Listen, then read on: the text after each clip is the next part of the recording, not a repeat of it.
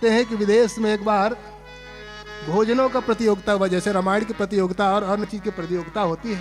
आचार्य जी एक महात्मा ने सुनाया था, कहा एक बार भोजन की प्रतियोगिता हुई। अब भोजन की प्रतियोगिता में सब देशों को आमंत्रित किया गया कि किसके देश का भोजन सबसे स्वादिष्ट।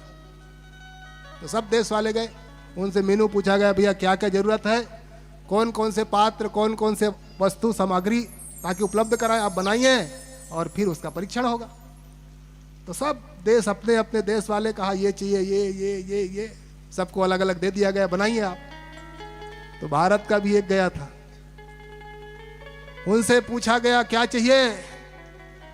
तो उन्होंने कहा भाई हम तो भिक्षुक वाले हैं, हम तो भिक्षाटन करने वाले, हमारे साधु संतों की परंपरा में चलते हैं, इसलिए हमको बहुत कुछ नहीं, हमको तो एक भिक्षा का पात्र दे दो बस, और कुछ नहीं चाहिए।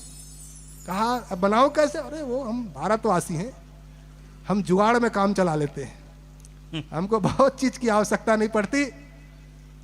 तो सब देश वाले एक से एक आइटम घंटों तक के बनाते रहे, और ये भारतवासी सबके यहाँ जाते और जा करके भ्रमण, उनके यहाँ उनके यहाँ उनके यहाँ उनके यहाँ उनके यहाँ उनके यहाँ सबके यहाँ भ्रमण किया।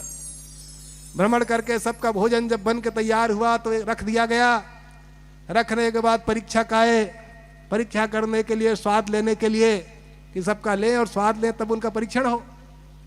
और जब स्वाद लेकर के जब रिपोर्ट आया, जब रिजल्ट उनका निकला, ये सुनाने लगा कि किनका प्रथम आया है, तो जब मंच से घोषणा की गई तो घोषणा में आया कि भारत सर्वश्रेष्ठ भोजन बनाया है, और भारत जैसे स्वादिष्ट कहाँ हो सकता है।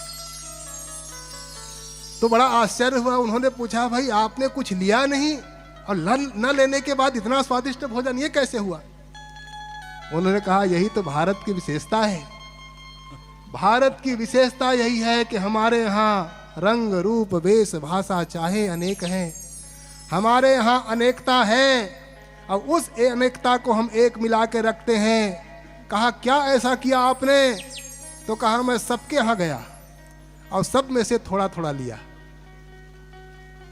और सब में से थोड़ा थोड़ा लेकर के मैंने एक में मिला दिया, और एक में मिला करके वही आपके सामने में मैंने परोस दी, और परीक्षा लेकर के आपने रिजल्ट घोषित कर दिया। बंधुओं आनंद तो उसी में है जो सबका मिला करके एक में समवेत कर देता है, और वही भारत की विचित्रता है, और वही विचित्रता के कारण भारत धर्म गुरु है, भारत गुरु है, और देश का विश्व गुरु बन करके आज भी चमक रहा है।